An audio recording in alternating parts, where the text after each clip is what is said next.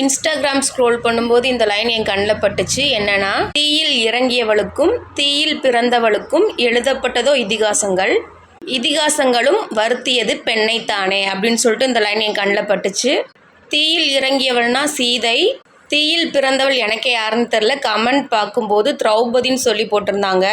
இப்போ எதுக்கு இதை சொல்கிறேன்னா, ரீசெண்டாக பொள்ளாச்சி இஷ்யூக்கு வந்து ஜட்ஜ்மெண்ட் கொடுத்துட்டாங்க. இது கரெக்டான ஜட்ஜ்மெண்ட் தானான்னு சொல்கிறதுக்கு நம்ம ஜட்ஜ் லெவலுக்கு படிக்கல தான். ஆனால் அவங்க நல்லா ஜெயிலில் 3 வேளை தின்னுட்டு நல்லா தானே இருப்பாங்க. ஆனால் ரொம்பவே பெருமையாக இருந்துச்சு. நம்ம நாட்டில் உள்ள பெண்களுக்காக இன்னொரு நாட்டோட போர் தொடுக்கவே தயாராக இருக்கிறாங்க அப்படின்றப்போ அதை நினைக்கும் போது ரொம்ப பெருமையாக இருந்துச்சு. இந்த பொள்ளாச்சி இஷ்யூவில் ஜட்ஜ்மெண்ட் கொடுக்குற இதே டயத்தில் தான் இன்னொரு சைடு 13 வயசு பொண்ணை சீரழிச்சிருக்காங்கன்னு சொல்லிட்டு ஒரு 4 பேர்த்த அரெஸ்ட் பண்ணியிருந்தாங்க. அவங்க வந்து என்னென்னா சிரிச்சுக்கிட்டே போஸ் கொடுத்துட்டு போகிறாங்க.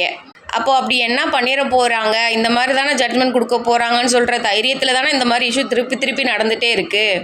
என்னை கேட்டால் சட்டத்தை நம்பி இருந்தோன்னா நியாயம் நமக்கு கிடைக்கவே கிடைக்காது போல்.